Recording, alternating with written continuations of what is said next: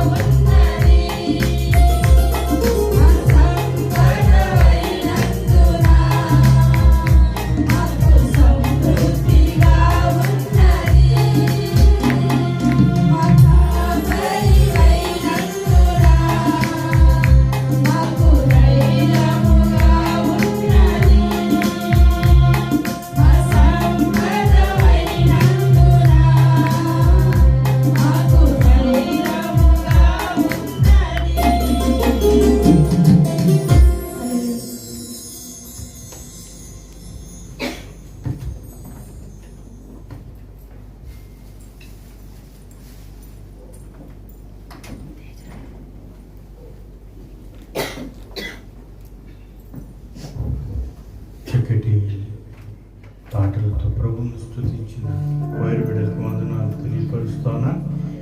ఈ పరిశుద్ధ ఆరాధనను అధ్యక్షులుగా నడిపించాలని ప్రియ సహోదరు సందీప్ గారిని నేను ప్రేమతో ఆహ్వానిస్తున్నా.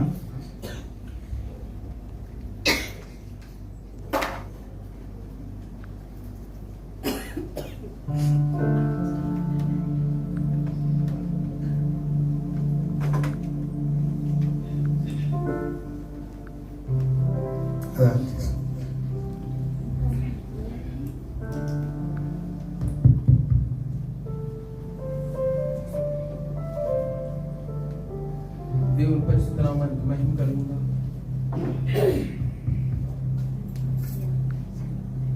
దేవుని పరిశుద్ధ నామానికి మహిమ కలుగును గాక. కూడి వచ్చిన సంఘం అంతటికి వేదిక మీద ఉన్న కుమారరాజు అయ్య గారికి, అలాగే సీమోన్ అయ్య గారికి ప్రభు అయిన యేసుక్రీస్తు నామంలో వందనాలు తెలియజేయుచున్నాను.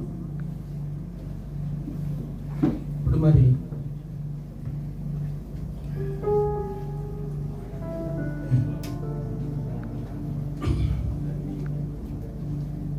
దేవుణ్ణి ఆరాధించవలసిందిగా సీమోన్ అయ్య గారిని మరి ఆరాధన కార్యక్రమాన్ని నడిపించవలసిందిగా సీమోన్ అయ్య గారిని ప్రేమతో ఆహ్వానిస్తున్నాను. అందరూ లేచి నిలబడి ఆరాధనకి యోగ్యుడు ఆది సంభూతుడైన యేసయ్యను మాత్రమే చూస్తూ మన పూర్ణ హృదయముతో ఆయన ఆరాధన చేద్దాం. ఆరాధించుచున్న సమయమున దేవుని సన్నిధి మనం తాకినట్లుగా, ఆయన కౌగిలి మనపై వేసినట్లుగా, ఆయన కృప మనపై విస్తరింప చేస్తున్నట్లుగా, ఆయన నిరంతరము మనతో ఉన్న దేవుడు. నీ హృదయము తెలిస్తే, నీ మనసు తెలిస్తే నీలోనికి రావాలని ఇష్టపడుచున్న యేసయ్యను గడిచిన కాలమంతయు ఎంతో భయంకరమైనటువంటి పరిస్థితులు గుండగా, పరిస్థితులు మారిపోతూ ఉన్నా నిన్ను కాపాడు వాడుకునుకుడు నిద్రపోడని ఆయన కౌగుటలో మన కాచి దాచి భద్రపరుస్తున్న యేసయ్యను, మనను మన కుటుంబాలను కాచి కాపాడుతున్న యేసయ్యను, రాబోతున్నటువంటి మహాశ్రమలు మహావైకరమైనటువంటి ఉగ్రత దినాలు భూమిని దర్శించబోతూ ఉండగా, అయ్యా మమ్మల్ని నా ప్రభు మా జ్ఞానమును బట్టి, మా తెలివిని బట్టి, మా ధనమును కట్టి కాదు కేవలం నీ కృప, నీ కృప, నీ కృప, నీ కృప మమ్మల్ని భద్రపరచగలిగింది. నీ రెక్కల చాటుకి మేము వస్తాము యేసయ్యని, నీ రెక్కల నీడకి మేము వస్తాము యేసయ్యని, మహోన్నతులైన నీ చాటుకి మేము వస్తాము యేసయ్యని హృదయపూర్వకంగా ఆరాధన చేద్దాం. చప్పట్లు కొడుచు దేవుని స్తుతిద్దాం. హల్లెలూయా, హల్లెలూయా, హల్లెలూయా, హల్లెలూయా. స్తుతులకు పాత్రుడానికి స్తోత్రం, స్తోత్రం, స్తోత్రం. పూజనీయుడానికి స్తోత్రం, ఆరాధనకి యోగ్యుడా. హల్లెలూయా, హల్లెలూయా, హల్లెలూయా, హల్లెలూయా, హల్లెలూయా. కోటాను కోట్ల దేవదూతల చేతను 24 పంతుల చేతను స్తుతింపబడుచున్నప్పటికీ నీ స్తుతుల మీద నా స్తుతుల మీద ఆశ్చర్యపడాలని, నీ నా హృదయంలో ఆయన దేవాలయంగా మలుచుకోవాలని ఆయన కోరుకునిచుండగా, హల్లెలూయా, హల్లెలూయా, హల్లెలూయా, హల్లెలూయా, హల్లెలూయా, హల్లెలూయా, హల్లెలూయా, హల్లెలూయా, హల్లెలూయా. ఓ హల్లెలూయా, హల్లెలూయా. సద్గుణ రాశి నీ జాడలలో నా ఎదుట ఉంచుకొని గడచిన కాలం సాగిన ప్రయాణం నీ కృపకు సంకేతమే. కృప వెంబడి కృప పొందగా మారాను మధురముగా పొందగా, నలుని ఏ మంచి చూసావయా, నీ ప్రేమ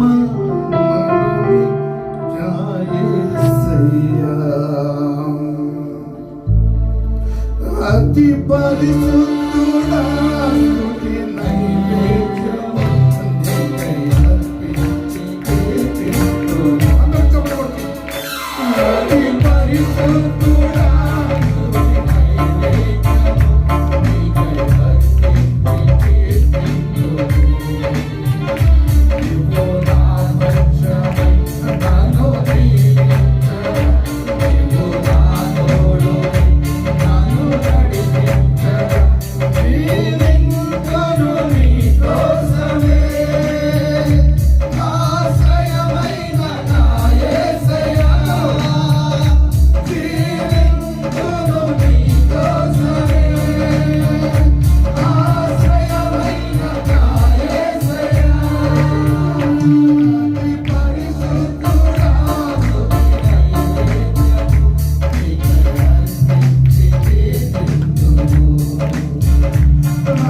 పరిశుద్ధుడా స్తుతి నైవేద్యము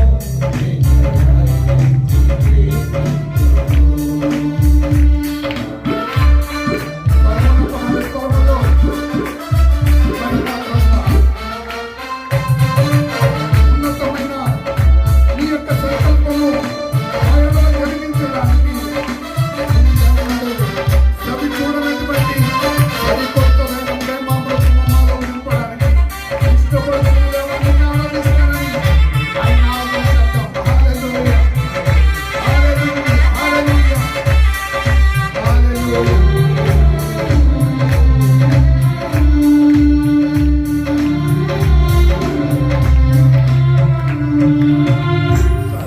సర్వోన్నతమైన స్థలములయందు నీ మహిమ వివరింపగా నీ సంకల్పము ఎన్నడూ ఆశ్చర్యమే. హల్లెలూయా. సర్వోన్నతమైన స్థలములయందు నీ మహిమ వివరింపగా ఉన్నతమైన నీ సంకల్పము ఎన్నడూ ఆశ్చర్యమే. ముందెన్నడూ సవి చూడని సరికొత్తదైన ప్రేమామృతం ముందెన్నడూ సవి చూడని సరికొత్తదైన ప్రేమామృతం నాలోనే దాచావు ఈనాటికై నీ రుణం తీరదు ఏనాటికి. నాలోనే దాచావు ఈనాటికై నీ రుణం తీరదు ఏనాటికి. అతి పరిశుద్ధుడా స్తుతి నైవేద్యము నీకై అర్పించుచున్నాను. అతి పరిశుద్ధుడా స్తుతి నైవేద్యము నీకై అర్పించుచున్నాను. నీవు నా పక్షమై నన్ను దీవించగా నీవు నా తోడువై నన్ను నడిపించగా జీవింతును నీ కోసమే. ఆశ్రయమైన నా యేసయ్యా జీవింతును నీ కోసమే. ఆశ్రయమైన నా యేసయ్యా అతి పరిశుద్ధుడా స్తుతి నైవేద్యము నీకై అర్పించుచున్నాను. అతి పరిశుద్ధుడా స్తుతి నైవేద్యము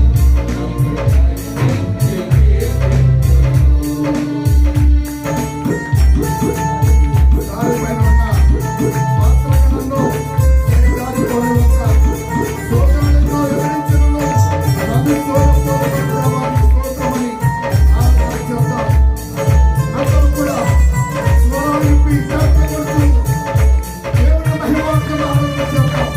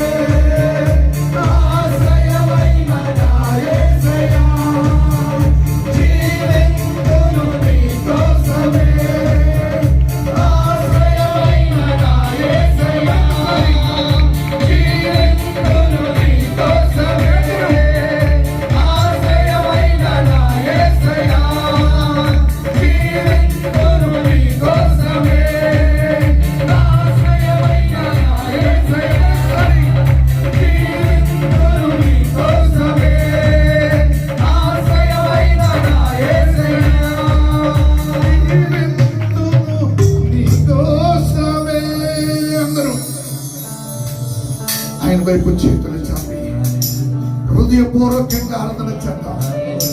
దేవుని యొక్క మహిమతో ఆయన దొంగల చేత కప్పబడడానికి ప్రభువును శోధన కాలంలో తప్పించగలిగిన దేవుని యొక్క కోవిట్లో భద్రము చేయండి ప్రభాని.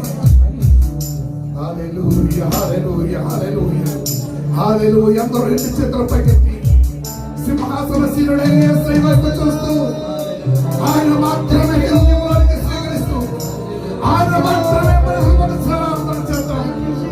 హల్లెలూయా, హల్లెలూయా, హల్లెలూయా, హల్లెలూయా, హల్లెలూయా, హల్లెలూయా. నా స్తుతుల నైవేద్యము నీకే యేసయ్య, నా స్తుతులకు దాసుని కంటే ప్రభువాని. హల్లెలూయా, హల్లెలూయా, హల్లెలూయా. ఆరాధన చేద్దాం. హల్లెలూయా, హల్లెలూయా. అతి పరిశుద్ధుడా స్తుతి నైవేద్యము నీకై అర్పించి కీర్తింతును. నీవు నా పక్షమై నన్ను దీవించగా, నీవు నా తోడువై నన్ను నడిపించగా, జీవింతును నీకోసమే. ఆశ్రయమైన నా యేసయ్యా, జీవింతును నీకోసమే. ఆశ్రయమైన నా యేసయ్యా. హల్లెలూయా, హల్లెలూయా.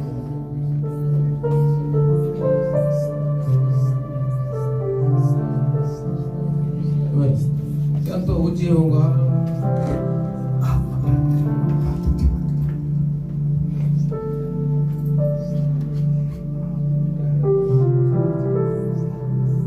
ఎంతో ఉద్యోగంగా మరి ఆరాధన చేసిన సీమోనయ్య గారికి ప్రభు అయిన యేసుక్రీస్తు నామములో వందనాలు తెలియజేయుచున్నా.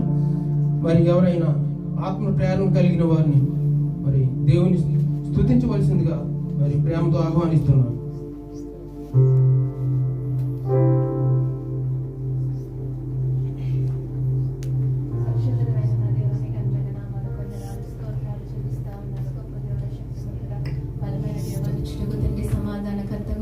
మీ బంగారు పాదాలు వందనాలు స్తోత్రములు నా ప్రభా. ఇదిగో 2025 సంవత్సరం నా ప్రభా, జనవరి నెలలో నా ప్రభా చివరి దినాన నా ప్రభా ఇదిగో నీ సన్నిధిలోనికి రావడానికి మీరు ఇచ్చిన గొప్ప ధన్యతను బట్టి సమయాన్ని బట్టి స్తుతిస్తా ఉన్నాను తండ్రి. నీకు వందనాలు ప్రభా. ఇదిగో నాయన వారం అంతా నాయన మీరు ఎంతగానో నీ కృపలు భద్రపరిచారు నా ప్రభా. ఇదిగో కాపాడి ఉన్నారు తండ్రి. మీకు వందనాలు స్తోత్రాలు చెల్లిస్తా ఉన్నాం ప్రభా. ఇదిగో నాయన మమ్మలను, మా యజమానులను, మాకు ఇచ్చిన కుటుంబాలను, మా బిడ్డలను నా ప్రభా మీరు క్షేమంగా ఉంచిన రీతిని బట్టి మిమ్మల్ని స్తుతిస్తా ఉన్నాను తండ్రి. నీకు వందనాలు స్తోత్రములు నా ప్రభా. బాధ ఎందున నా ప్రభా, సమస్య మందు నా ప్రభా, ఇదిగో వ్యాధి ఎందు నా ప్రభా మీరు ఎంతగా తోడుగా ఉండి నడిపిస్తా ఉన్నారు నా ప్రభా. నీకు వందనాలు. అన్ని వేళలా తోడుకుంటున్న దేవుడు అయ్యా నీకు వందనాలు చెల్లిస్తా ఉన్నాను. నీ మందిరంలో ఇటు రీతిగా నా ప్రభా నీ సన్నిధిలో నా ప్రభు ఉండడానికి మాకు ఇచ్చిన నాయన గొప్ప సమయాన్ని బట్టి స్తుతిస్తా ఉన్నాను తండ్రి. నీకు వందనాలు. ఇంతవరకు నా ప్రభా బిడ్డలందరూ కూడా నిన్ను ఎంతగానో ఆరాధించి ఉన్నారు నా ప్రభా. ఇదిగోనైనా వేవేళ నా ప్రభా పరిశుద్ధుల పరివారముతో నా ప్రభా నిత్యము పరిశుద్ధుడు పరిశుద్ధుడు పరిశుద్ధుడు అని ఆరాధింపబడుతున్న దేవుడు అయ్యా నీకు వందనాలు. ఇదిగో నా ప్రభా ఈ మందిరములో నా ప్రభా ఇదిగో బిడ్డలందరి చేతనైనా మీరు ఇంతవరకు ఆరాధింపబడ్డారు నా ప్రభా. అందుని బట్టి మీకు వందనాలు స్తోత్రములు. అటు ఇచ్చినట్టు ధన్యతను బట్టి నీకు వందనాలు నా ప్రభా. ఇదిగో నీకు వందనాలు స్తోత్రాలు చెల్లిస్తా ఉన్నాను. మా మందిరాన్ని మీరు జ్ఞాపకం చేసుకుని ఉన్నారు అయినా నీకు వందనాలు. కూడి వచ్చిన ప్రతి బిడ్డను కూడా మీరు దీవించమని అడుగుతా ఉన్నాను. మా సంఘ సరిహద్దులు విస్తరింపచేయమని ప్రాధేయపడతా ఉన్నాను తండ్రి. నీకు వందనాలు స్తోత్రాలు చెల్లిస్తా ఉన్నాను ప్రభా. మీ దాసులు నా ప్రభా మీరు నిలబెట్టుకుని చుండగా నా ప్రభా నీ పరిశుద్ధ ఆత్మశక్తితో నా ప్రభా మీరు బిడ్డను ముందుగానైనా మీరు బలపరిచి ఉన్నారని సిద్ధపరిచి ఉన్నారని విశ్వసిస్తా ఉన్నాను ప్రభా. నాతోను మాతోను మా అందరితోనూ మీరు మాట్లాడమని ప్రాధేయపడతా ఉన్నాను తండ్రి. నీకు వందనాలు. వినగల చెవిని గ్రహించగల మనసును నైనా భద్రపరుచుకున్న హృదయమును కూడా నైనా ప్రతి ఒక్కరికి మాకు దయచేసిన ప్రభా.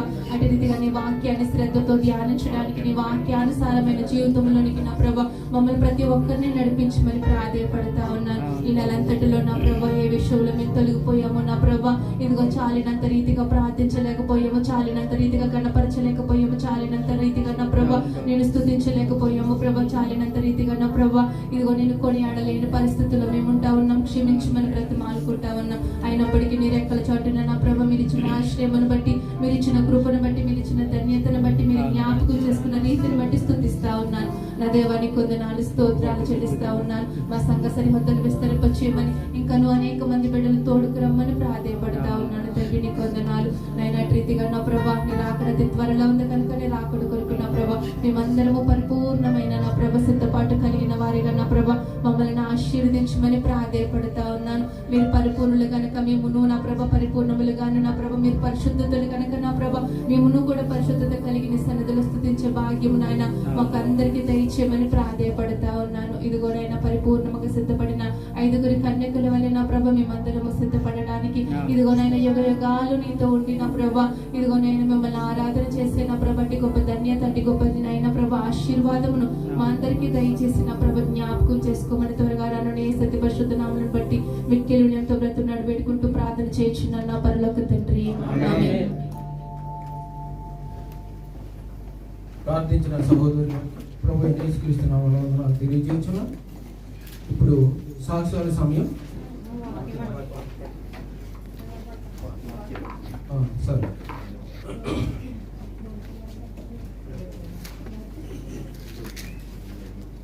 కీర్తనల గ్రంథం నుండి 9వ కీర్తన ఉత్తర ప్రత్యుత్తరంగా చదువుకుందామండి. ఈ వాక్యాన్ని ఆగ్నిశం గారు వచ్చి ఉత్తర ప్రత్యుత్తరంగా చదవలసిందిగా మనం చేయించాం.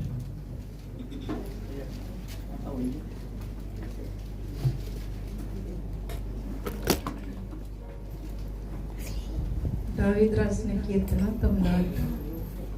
నా పూర్ణ హృదయంతో నేను యెహోవాను స్తుతించెదను, యెహోవాని అద్భుత కార్యములన్నిటినీ నేను వివరించెదను.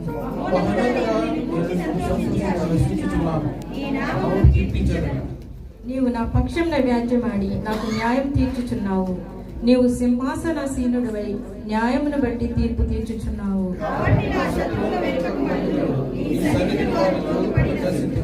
నీవు అన్యజనులను గద్దించి ఉన్నావు, దుష్టులను నశింపచేసి ఉన్నావు.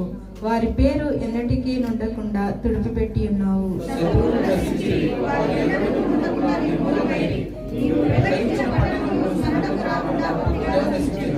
యెహోవా శాశ్వతముగా సింహాసనాసీనుడై ఉన్నాడు. న్యాయము తీర్చుటకు ఆయన తన సింహాసనమును స్థాపించి ఉన్నాడు.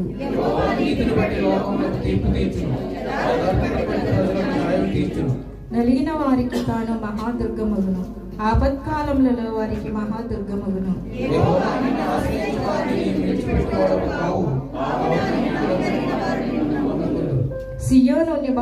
సియోను వాసి అయిన యెహోవాను కీర్తించుడి, ఆయన క్రియలను ప్రజలలో ప్రచురము చేయుడి.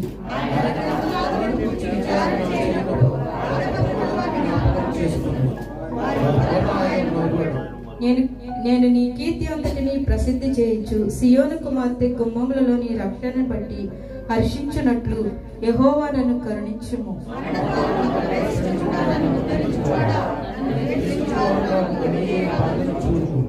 తాము త్రవ్విన గుంటలో జనులు మునిగిపోయిరి, తాము ఒడ్డిన వలలో వారి కాలు చిక్కుబడి ఉన్నది.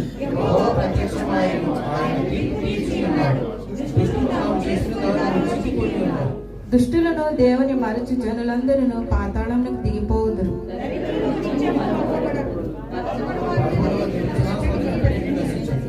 యెహోవా లెమ్ము, నరులు ప్రబలకపోదురుగాక, నీ సన్నిధి జనములు తీర్పు పొందుదురుగాక. ఈ పరిశుద్ధ వాక్యం దేవుడు దీవించుగా.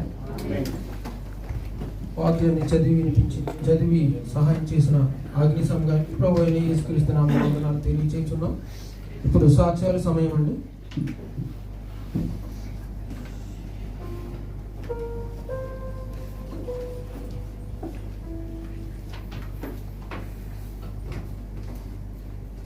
మహాగణుడు మహోన్నతుడైన దేవాది దేవునికి మహిమ కలుగును గాక. మన రక్షకుడును మన ప్రభువునైన యేసు పరిశుద్ధమైన నామములో సంఘమందుడికి కూడా ప్రత్యేకమైన వందనాలు. వేదికను అలంకరించిన దైవజనులకు నా ప్రత్యేకమైన వందనాలు. స్త్రీల సమాజం వారికి, సంఘం అంతటికి కూడా మరొకసారి నా ప్రత్యేకమైన వందనాలు తెలియపరుస్తా ఉన్నాను. దేవుడు తన ఉచితమైన కృపను బట్టి గడిచిన ఈ నెలంతా కూడా మనల్ని ఎంతగానో కాచి దాచి భద్రపరిచి అనే సజీవమైన రెక్కల కింద మనను క్షేమంగా ఉంచిన దేవాది దేవునికి మహిమ కలుగును గాక. దేవుడు మా జీవితంలో నన్ను దైవజనులను జ్ఞాపకం చేసుకుని మాకు ఇద్దరు బిడ్డలను గ్రహించి ఉన్నారు. మరి చిన్న కుమార్తె మొన్నటి మంగళవారం దినాన దేవుడు బిడ్డను జ్ఞాపకం చేసుకుని మరొక నూతనమైన దయా కిరీటాన్ని అనుగ్రహించి ఉన్నారు. 9 సంవత్సరాలు బిడ్డను ఎంతగానో కాచి దాచి భద్రపరిచి 10వ సంవత్సరంలోనికి బిడ్డను దేవుడు ప్రవేశపెట్టించిన విధానాన్ని బట్టి దేవాది దేవుని ఎంతగానో స్తుతిస్తా ఉన్నాను. గడిచిన 9 సంవత్సరాలు కూడా బిడ్డను దేవుడు ఆయన యొక్క బిడ్డను మరి బలహీనత ఎందు, ఆరోగ్యమందు, సంతోషంలోను, దుఃఖంలోను అన్ని విషయాల్లో కూడా దేవుడు ఎంతగానో కృపను చూపించి బిడ్డకి ఇచ్చిన నూతన దయా కిరీటాన్ని బట్టి దేవాది దేవుని ఎంతగానో స్తుతిస్తా ఉన్నాను. మరి నా కుటుంబం కొరకు దినదినము స్త్రీల సమాజం వారు ఎంతగానో ప్రార్థిస్తూ ఉన్నారు. మరి బిడ్డలందరికీ కూడా ప్రత్యేకమైన వందనాలు తెలియపరుస్తా ఉన్నాను. మరి చిన్న కుమార్తె వ్యూహిత కొరకు మీరందరూ కూడా ప్రార్థనలు జ్ఞాపకం చేసుకోనండి. దేవుడి నూతనమైన సంవత్సరంలో బిడ్డను ఆయన కోవిడ్లో బలపరిచి దినము మరి ఆయన సన్నిధిలో కనబడే బిడ్డగా ఎప్పుడు నా కుమార్తె ఉండలాగిన మీరందరూ కూడా ప్రార్థనలు జ్ఞాపకం చేసుకోవాలని ప్రభు పేరు తెలియపరుస్తా ఉన్నాను. అలాగే పెద్ద కుమార్తె మరి ఇంజనీరింగ్ 2nd ఇయర్ చదువుతూ ఉన్నది. మరి దేవుడు బిడ్డకు కూడా మంచి ఆరోగ్యం ఇచ్చిన రక్షణను కాపాడుకునటానికి దేవుడు కృప చూపులాగన అదేవిధంగా దైవజనుల కొరకును నా దీన కుటుంబం కొరకును మీరందరూ కూడా మరొకసారి మీ ప్రార్థనను ఎత్తుపట్టుకున్నాలని ప్రభు పేరు తెలియపరుస్తూ నా సాక్ష్యాన్ని ముగిస్తా ఉన్నాను. దేవుడి సాక్ష్యంలో దీవించినగా.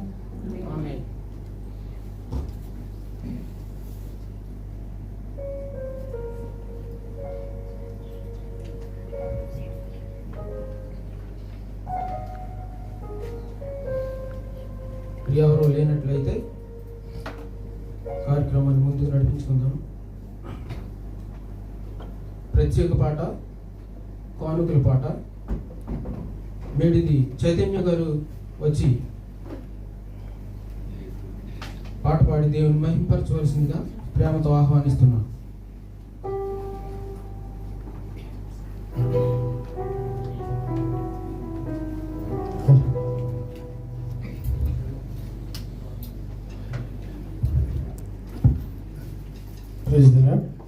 ఈ సమయం ఇచ్చినటువంటి మరి సంఘ కమిటీ వారికి, సంఘ జ్యేష్ఠుల వారికి నేను ప్రత్యేకమైన వందనాలు తెలియపరుచుకుంటున్నానండి.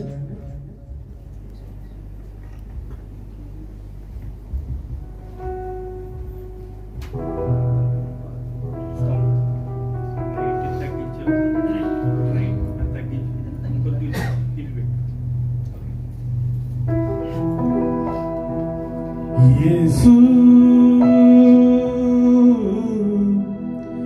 నా వెంటే ఉన్నావు, యేసు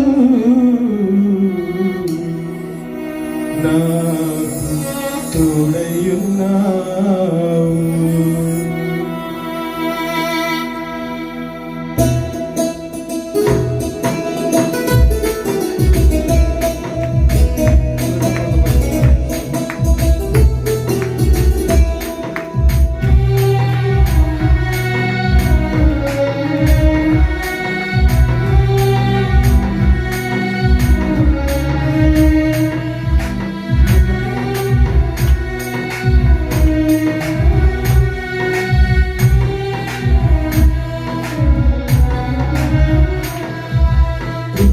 దేవుడవు నీ కృపలో కాపాడావు, దయగల దేవుడవు నీ దయన పరిచూపావు, కృపగల దేవుడవు నీ కృపలో కాపాడావు, దయగల దేవుడవు నీ దయన పరిచూపావు. యేసు నా వెంటే ఉన్నావు, యేసు నాకు తోడై ఉన్నావు, యేసు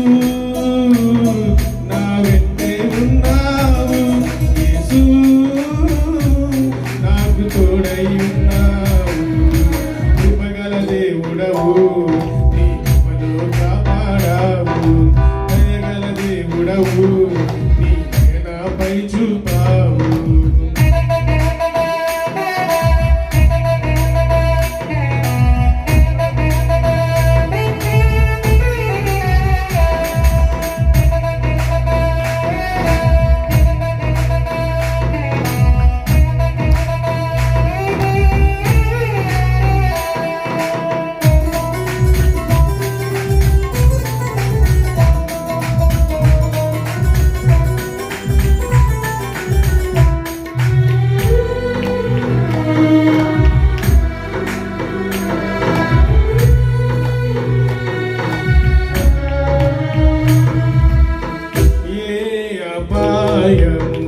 నన్ను సమీపించక ఏ కీడు నాదరికి చేరక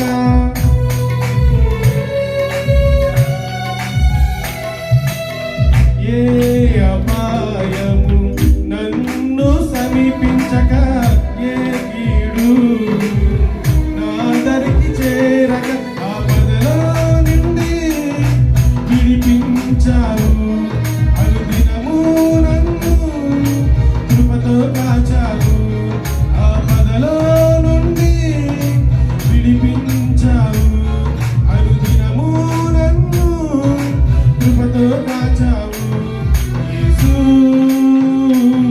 నా వెంటే ఉన్నావు యేసు నాకు తోడై ఉన్నావు యేసు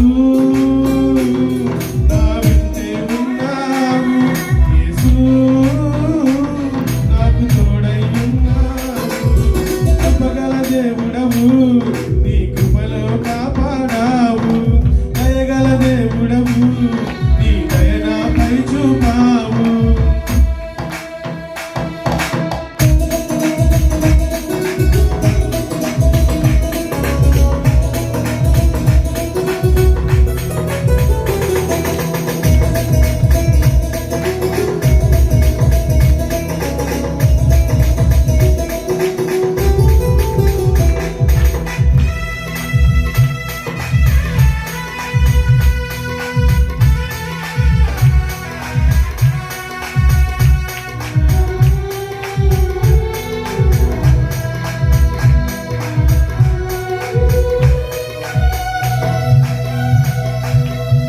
ఇన్ని నాలు నాకు తోడై ఎన్నో మేలులతో దీవించావు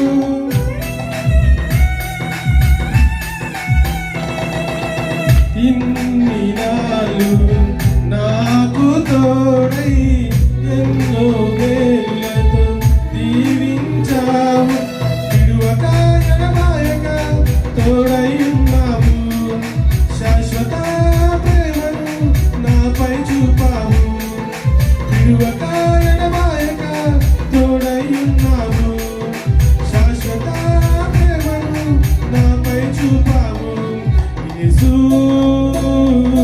నా వెంటే ఉన్నావు యేసు నాకు తోడై ఉన్నావు యేసు నా వెంటే ఉన్నావు యేసు నాకు తోడై ఉన్నావు కృపగల దేవుడవు నీ కృపలో కాపాడావు దయగల దేవుడవు నీ దయ నాపై చూపావు కృపగల దేవుడవు నీ కృపలో కాపాడావు దయగల దేవుడవు నీ దయ నాపై చూపావు హల్లెలూయా.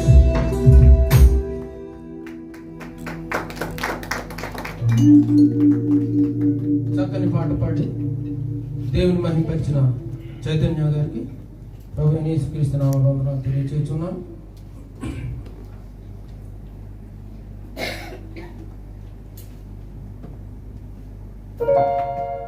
అర్పించిన అర్పణ నిమిత్తమును ఎత్తబోయే వాక్యము నిమిత్తమును మరి ప్రార్థన చేయవలసిందిగా సాక్ష్యం కొరకును ప్రార్థన చేయవలసిందిగా తమ తేజ గారిని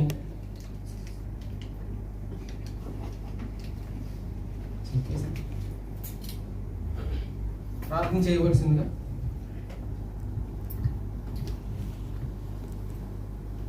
పరిశుద్ధులైన దేవ, మా గొప్ప దేవ, మీ బంగారు పాదాలకు వందనాలు, స్తుతులు, స్తోత్రాలు తెలియజేస్తా ఉన్నాను. ఇంతవరకు ఉన్న రెక్కల చాటున మమ్మల్ని కాచి కాపాడి భద్రపరిచి మీ సమూహంలో మమ్మల్ని అందరినీ చేసిన విధానం కొరకు మీకు స్తోత్రాలు. ఇంతవరకు జరిగిన కార్యక్రమం అంతా మీకు జయప్రదంగా జరిపించుకున్నందుకే మీకు స్తోత్రాలు. అయినా కానుకలు ఊపిన ప్రతి గుప్పిళ్ళను మీరు నూరంతలుగా ఆశీర్వదించబోతున్నందుకే మీకు స్తోత్రాలు. మరి జరగబోయే కార్యక్రమంలో మీరు తోడుగా ఉండండి, సేవకులను ఎత్తుపట్టుకునండి. మాకును కావలసిన వర్తమానం మీ సేవకుల నోటి ద్వారా మాకు ఆయన తెలియజేయమని, అందరూ రక్షణ అనుభవంలోనికి,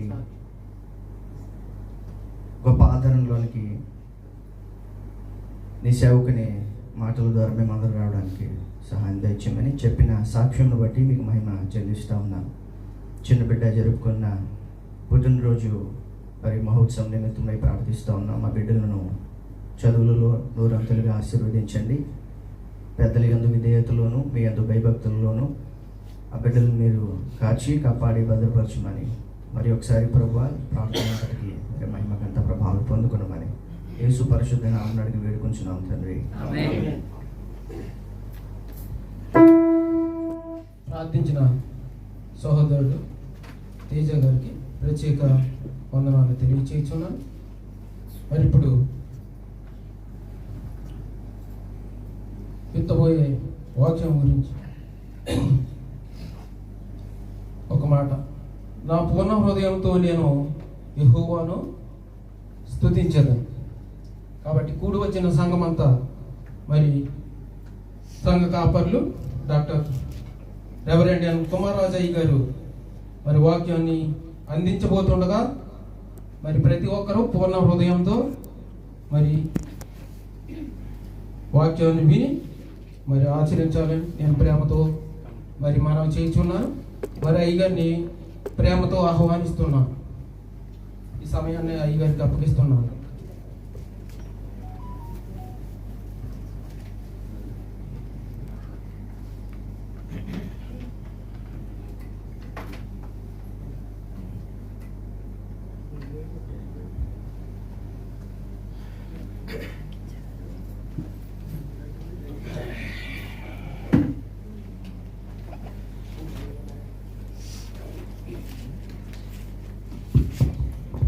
మహాగణుడు మహోన్నతుడైన దేవాది దేవునికి మహిమ కలుగును గాక.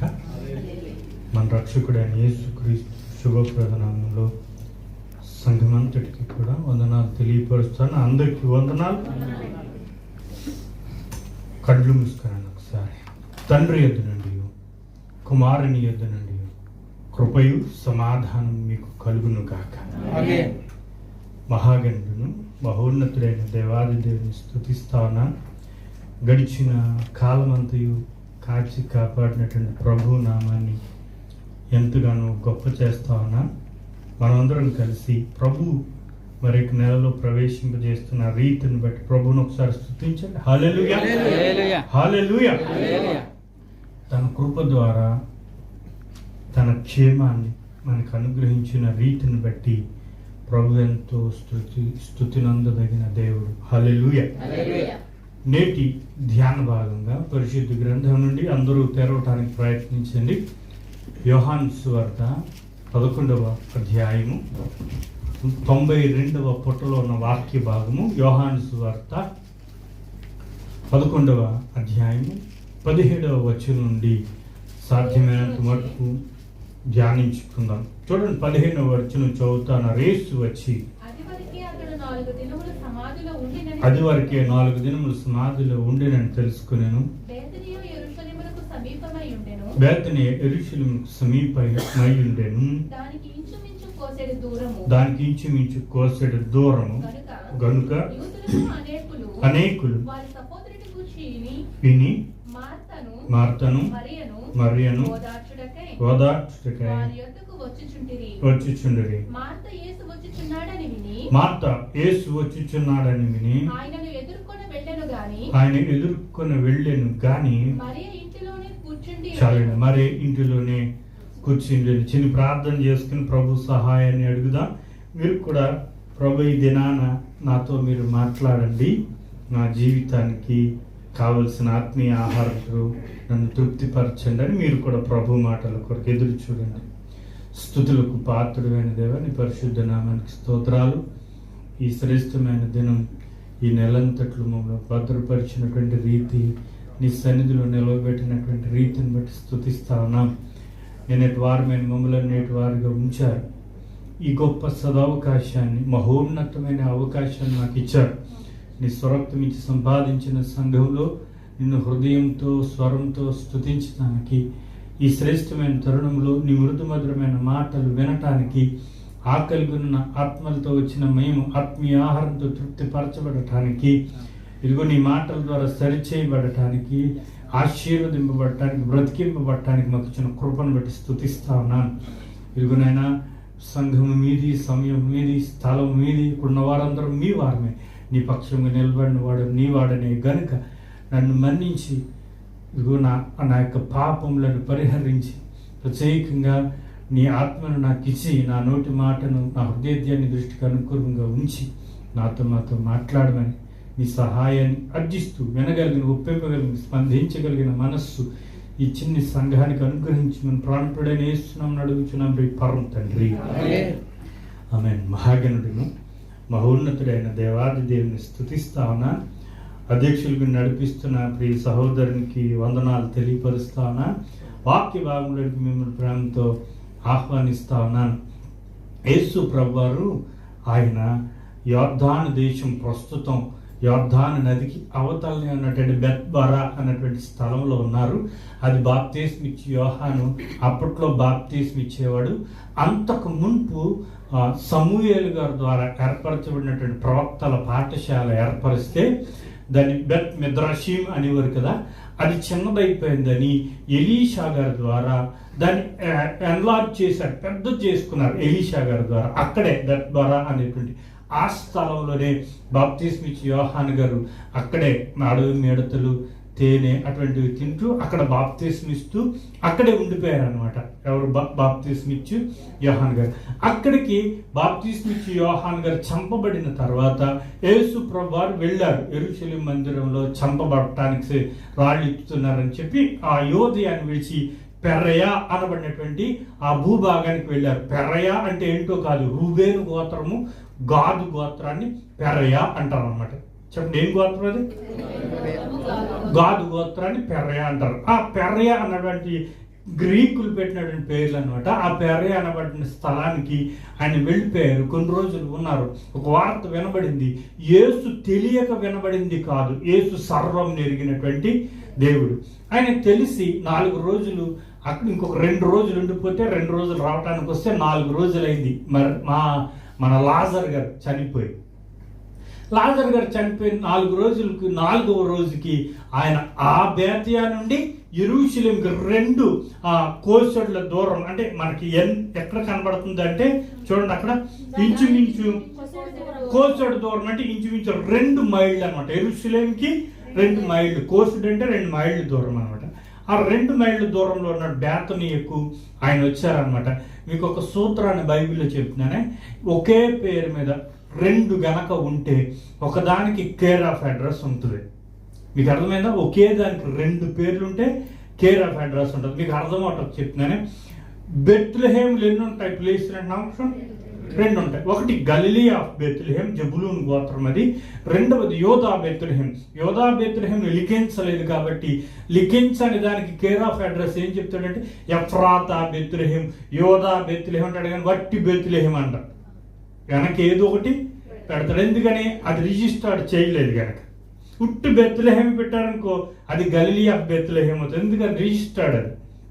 కనుక మనకు బేతనియ దీని గురించి చెప్పాలనుకో యెరూషలేము గురించి అయినా లేకపోతే మరియా మార్తల గురించి అయినా ఇలా యాడ్ చేసి కేర్ ఆఫ్ అడ్రస్ చెప్తారు. ఈ బేతనియా గురించి అంటే బేతనీయులు ఎన్నని చెప్పుకున్నాం అదే అనమాట. దేవునికి స్తోత్రం కలుగు. అక్కడికి యేసు ప్రభువారు లాజరు చనిపోయిన 4వ దినానికి వచ్చారనమాట. అయితే యెరూషలేముకి 2 మైళ్ళ దూరంలోనే ఆ తూర్పు వైపుగా బేతనీ ఉంది కదా, అంజూర ఫలములు సమృద్ధిగా దొరుకు చోటు అని అర్థం అంటారు. ద హౌస్ ఆఫ్ ఫిగ్ అంటారు అనమాట. దీన్ని బేతనియా అనేటువంటి దాన్ని హౌస్ ఆఫ్ ఫిగ్ అంటారు. ఆ తర్వాత ఈ బేతనీలో ఉన్నటువంటి మార్తా, మరియా, లాజరు అనబడే ఈ చిన్న కుటుంబం తల్లిదండ్రుల గురించి, పితరుల గురించి, వాళ్ళ గోత్రం గురించి, దేని గురించి తెలియపరచలేదు. కానీ వాళ్ళ ముగ్గురు అనేక మందిని ఆ ప్రేమను చెవిగొన్న చిన్ని కుటుంబంగా ఉన్నది. ఈ ముగ్గురు ఉన్నటువంటి చిన్ని కుటుంబం అనేక మంది ప్రేమను చెవిగొన్న కుటుంబంగా ఉంది. ఆ ఒక్క మాటలో చెప్పుకోవాలంటే వీళ్ళు పేదలు కాదు. వీళ్ళ వ్యాపారం ఏంటంటే గానుగా వ్యాపారం, ఒలీవ గానుగా వ్యాపారం. ఎవరిది? బేతనీలో ఉన్నటువంటి మరియా, మార్తా, లాజర్ యొక్క వ్యాపారం ఏంటి చెప్పండి? ఒలీవల గానుగా ఆ నూనె అమ్మేటువంటి కుటుంబం. ఒక మాస్టరు ఉన్నత ధనానికి చెందినటువంటి వారు, వ్యాపారం ఉన్నవారు. అనేక మంది ప్రేమను చదువుకున్నారన్నమాట. అందుకే ఒకగానొక తమ్ముడు చనిపోయాడు అనేసరికి అనేక మంది ఓదార్చడానికి వచ్చారన్నమాట. ఈ లోకంలో ఎవరు దుఃఖ సముద్రంలో ఉంటారో, ఎవరు ఆప్తులను కోల్పోతారో వాళ్ళందరినీ కూడా ఓదార్చడం అనేటువంటిది మానవ నైజం. అది బైబిలికల్గా కూడా చాలా మంచిది. మనకు ప్రసంగి గ్రంథకర్త ఆ విషయాలు మనకి జ్ఞాపకం చేస్తూ ఉంటాడు. అలా అనేక మంది లాజరు చనిపోయిన తర్వాత 4 రోజులు అయినా కానీ ఏం పట్టుకెళ్తున్నారు అంటే బోరేక్. అసలు మనకు తెలుసు కదా, చాలా రకాల ఫుడ్ పట్టుకెళ్తున్నారు కదా. అలా పట్టుకెళ్ళి టెంట్ వేశారనమాట. టెంట్లో కూర్చున్నారు. రబ్బాయ్ ఇటువంటి అందరూ వస్తుంటారు కదా. అలాగొచ్చి అందరూ ఓదారుస్తున్నారు. ఆ సమయానికి ఏడవటానికి కొంతమంది కూడా ప్రత్యేకంగా ఉండేవారు. ధనవర్గానికి చెందిన వారు ధనానికి డబ్బులకు ఇచ్చి విధవరాండ్రు ఏడ్చేవాళ్ళు. ఎవరైనా చనిపోయేటప్పుడు తీసుకుని వస్తూ ఉండేవారు. ఏడ్చేవాళ్ళు అక్కడ ఉండేవారు. అయితే అలా ఆ దుఃఖ సాగరంలో ఉన్న ఆ కుటుంబంలో వీళ్ళు ఇద్దరు అనగా మరియా, మార్తలు ఇద్దరు ఒక అసంతృప్తితో ఉన్నారు. వాళ్ళు ఓదార్పు చెందనొల్లని స్థితిలో ఉన్నారు. 2 భావాలతో ఉన్నారు. బాగా అర్థం చేసుకోండి.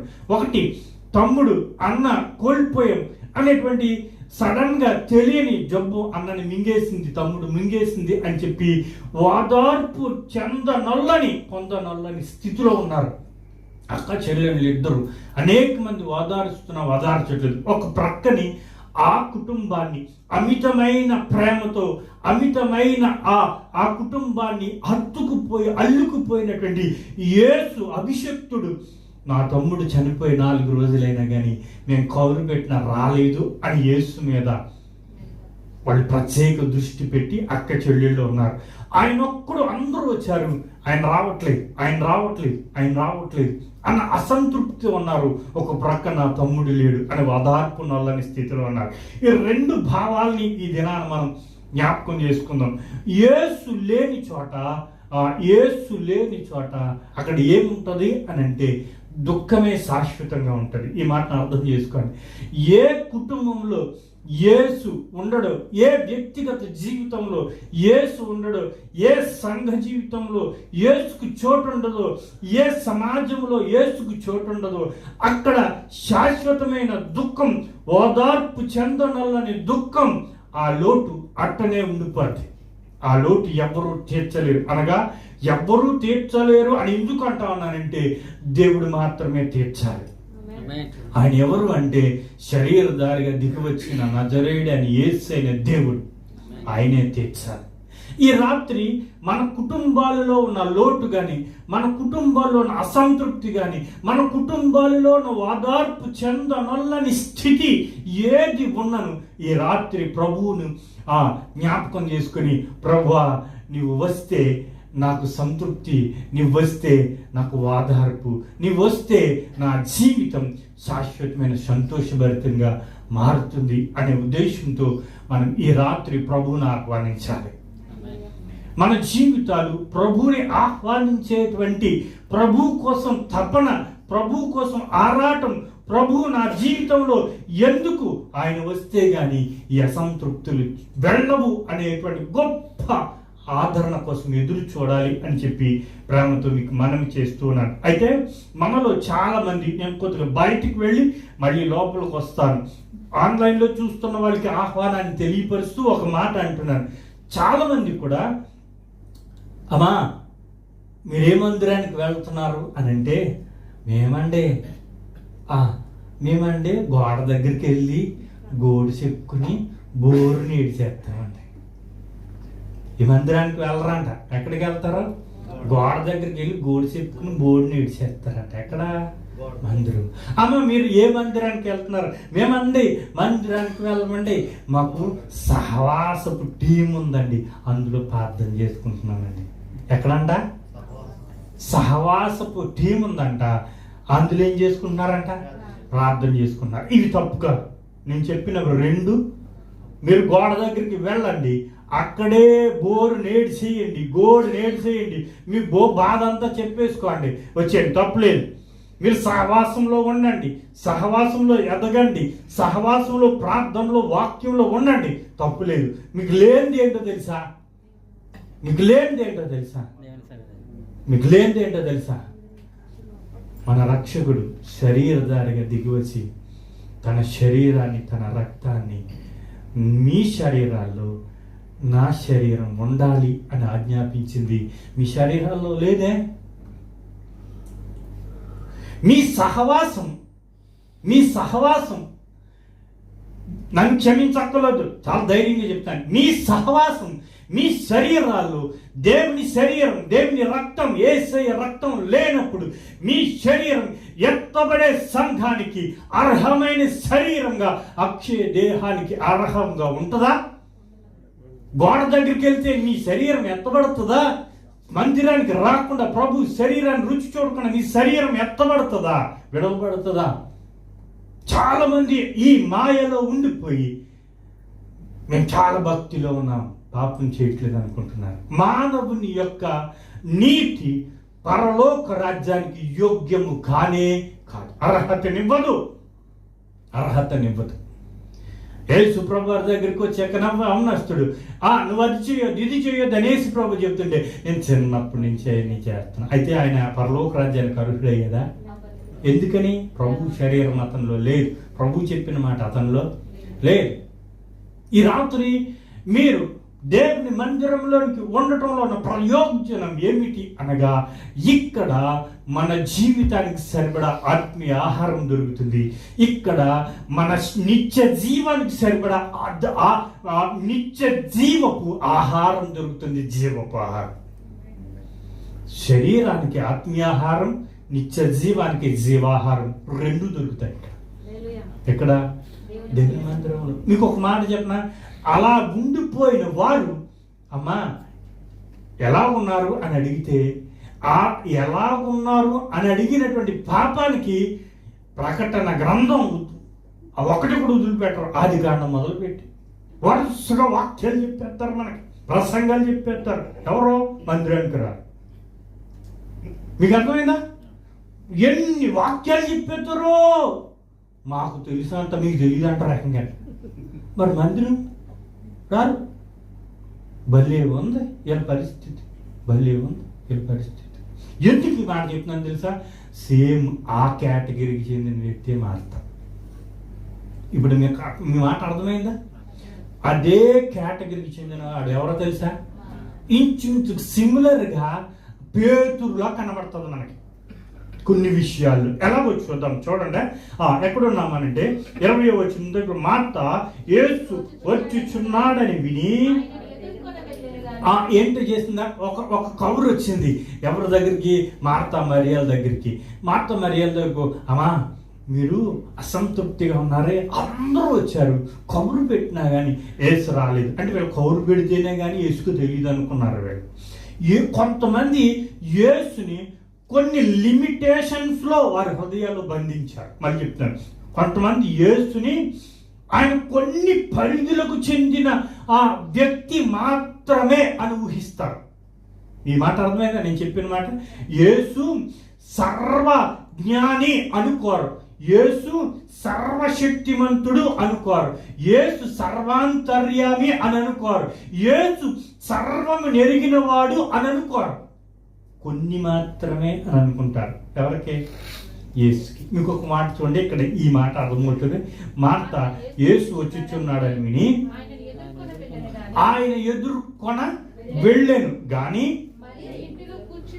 ఇప్పుడు ఈ కుటుంబంలో ఎంతమంది ఉన్నారు నామకం అన్నా? మామూలుగా కుటుంబం ఎంతమంది చెప్పండి? ముగ్గురు.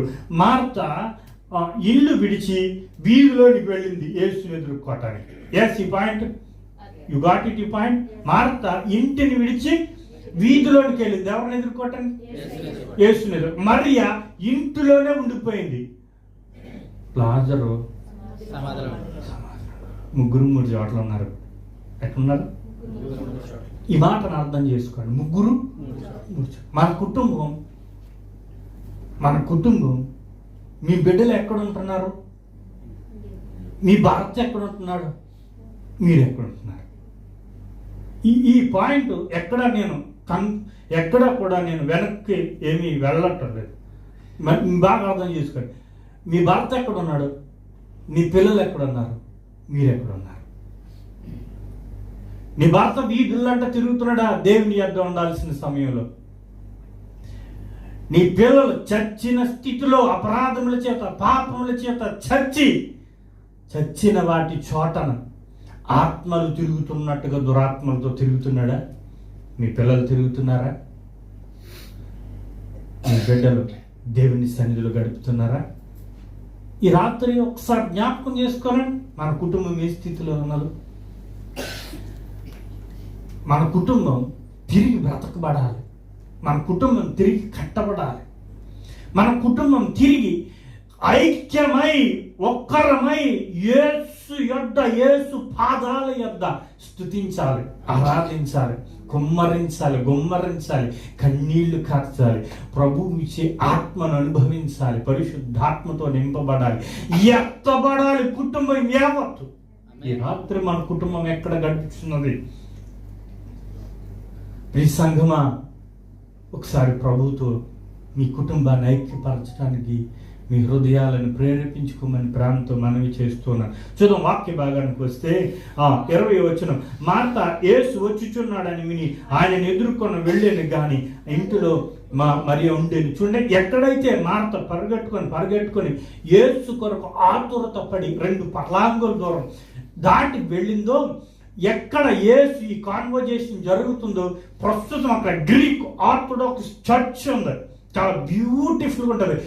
బిగ్గెస్ట్ చర్చ్ అన్నమాట. ఎక్కడ యేసు ప్రభు మార్తతో మాట్లాడతారే, మార్త మరియ ఇల్లు కాదు. మార్త పరిగెట్టుకొని వెళ్ళిందే, ఆ వెళ్ళిన చోట గ్రీక్ ఆర్థోడాక్స్ చర్చ్ ఉందన్నమాట. బ్యూటిఫుల్గా ఉంటుంది. ఎప్పుడైనా ఆ చర్చ్ను కూడా దర్శించడానికి మీరు నోట్ చేసుకోండి. వెళ్తే చూద్దాం అక్కడికి వచ్చేటప్పటికి మార్త మాట్లాడటం ప్రారంభించింది యేసుని చూచి. యేసుతో, ప్రభువా నువ్వు ఇక్కడ ఉండిన ఎడల. అక్కడ చూడండి, మార్త యేసుని ఏ ఉద్దేశంతో చూస్తుంది అని అంటే, యేసు ప్రభు వారికి కొన్ని పరిమితులను యాడ్ చేస్తుంది. ఏంటి అని అంటే, ప్రభువా అన్నది బాగుంది, పరిగెట్టుకుని వెళ్ళిపోయి, ప్రభువా నేను ఇప్పుడు ఉన్నట్లయితే నాతో 3 బ్రతుకుని అంటే యేసు ప్రభు ఎక్కడ ఉంటే బతకడం అనమాట. ఎక్కడ ఉండకపోతే మీరు బాగా అర్థం చేసుకున్నారా? యేసు ఎక్కడుంటేనే బ్రతికించగలడు. కొంచెం దూరం వెళ్ళిపోతే యేసుకి ఆ ఎబిలిటీ, మీకు అర్థమైందా?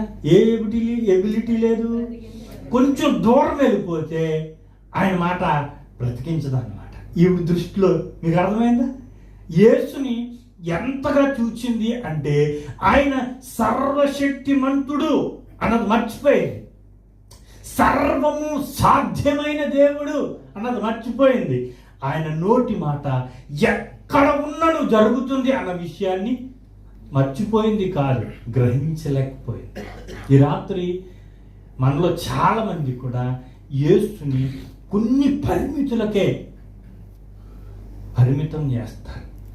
యేసుంటే నాకు ఎలా జరుగుతుందా అన్నారంటే యేసు నన్ను వదిలిపెట్టేశాడు లేడని. చాలా మంది ఉన్నారు. తల్లిదండ్రులు కోల్పోతే గుడికి దూరం అయిపోయిన వాళ్ళు ఉన్నారు. భర్త చనిపోతే గుడికి దూరం అయిపోయిన ఉన్నారు. దేవుడు అనేవాడు ఉంటే నాకే ఎలా జరుగుతుందా అనేవాళ్ళు ఉన్నారు. దేవుడు అనేవాడు ఉన్నాడు కాబట్టి నాకే జరుగుతుంది అనేవాళ్ళు కొద్దిమందే ఉన్నారు. నాకే జరుగుతుంది అన్నవాళ్ళు ఏమన్నారు? కొద్దిమందే ఉన్నారు. అది మహిమ దేవునికి. అదేంటి తెలుసా? ప్రభువుకి మహిమ. స్తోత్రం కలిగినగా. మీకు ప్రభువా నీవిప్పుడుంటే నా తమ్ముడు చనిపోడు అన్నాడు అనుకుందాం. మార్త రాంగ్గా మాట్లాడుతుంది అనడానికి కొన్ని విషయాలు చెప్పినా మీకు. ఇప్పుడు యేసు ప్రభువారు కానా దగ్గర ఉన్నారు. కపెర్నహూం నుంచి ప్రధాని పరుగును వచ్చాడు. ఏమని, నా కొడుకు కొద్దిసేపులు చచ్చిపోతాడు, నాయన నువ్వు మా ఇంటికి రాబోవా అని బతిమాలాడు. ఎవడో ప్రధాని, అంటే ప్రధాని బెతికినేసి ప్రధాన. ఇప్పుడు యేసు ప్రభువారు అలాగే నీ కుమారుడు బ్రతికి ఉన్నాడు, నువ్వు వెళ్ళన్నాడు. ఈయన ఎక్కడ ఉన్నాడు? కానాలో ఉన్నాడు. ఆయన ఎక్కడి నుంచి వచ్చాడు? కపెర్నహూం నుంచి వచ్చాడు. మీకు అర్థమైందా? ఈయనేమన్నాడు?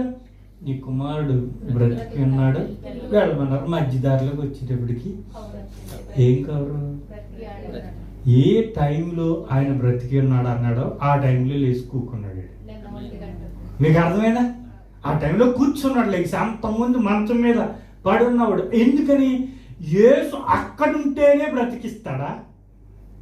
మార్త ఏమంది, నువ్వు ఇక్కడ ఉంటే మరి ఈ ప్రధాని ఆ కొడుక్కి అక్కడుంటే బ్రతికించాడా, ఇక్కడుండే మాట సరిపోయిందా? ఇంకొక ఎగ్జాంపుల్ ఇస్తాడు. శతాధిపతి యేసు యొద్దకు వచ్చి, బోధకుడా నా ఇంటికి రాటకు నేను యోగ్యుని కాదు బాబా, నువ్వు ఒక్క మాట సెలవిస్తే నా దాసుడు. ఆయన ఇంటికి వెళ్ళింది ఇప్పుడు పలకమంటేనా, మాట సెలవిస్తేనా? ఇప్పుడు మార్త గ్రహించిందా? కనీసం ఆ మార్త మన జీవితంలో యేసుకు ఎంత విలువ, పరిపూర్ణత కలిగినటువంటి విలువ ఇస్తామో అంతగా ఆశీర్వదింపబడతాం. అంతగా ఆశీర్వాదం. యేసుకు సమస్తము సాధ్యమే అనుకోవాలంతే. హల్లెలూయా. కనుక మార్త యేసుని విశ్వసించింది కానీ పరిపూర్ణత కలిగిన విశ్వాసంలో విశ్వసించలేదు. ఎవరు? మార్త. ఇంకొక మాటను కిందకు వచ్చిన ధర చూడండి, 20. ఇప్పుడైనను నువ్వు దేవుని ఏమడిగినను. ఇప్పుడు అక్కడికి వెళ్ళిన తర్వాత యేసుతోటి ఏం చెప్తుందంటే, అయిపోయింది, ఏదో అయిపోయింది. ఇప్పుడైనాను నువ్వు దేవుని అడిగితే ఏదైనా ఇస్తాడు. అలాగా మంచి మాట. ప్రభువా ఇప్పుడైనాను నువ్వు అడిగితే దేవుడు ఏదైనాను ఇస్తాడు. అలాగా అన్న వెంటనే అవునా అని చెప్పి, అయితే నేను అడుగుతాను దేవుని అంటే. చూడ కింద మాట చాలా విచిత్రంగా ఉంటదే. యేసు ఆవిడ అన్న మాటకే నువ్వేది అడిగినాను మరలా ఇచ్చునన్నాడు కదా. ఆయన అన్నాడు, సరే అన్నావు మంచి మాట అని చెప్పి నీ సహోదరుడు మళ్ళా అంటే ఆవిడ అడక్క ముందు మళ్ళీ లేచినగా ఈవిడ ఏం చెప్తుందో చూడండి. ఆయనతో ఎప్పుడంట? ఇప్పటికి ఇంకా రాలేదా అని చేశాను. అప్పుడు అన్నదా? మీకు అర్థమైందా? ఇప్పటికి ఇంకా రాలేదు. ఏంటి? 2000 సంవత్సరాలు అయిపోయింది.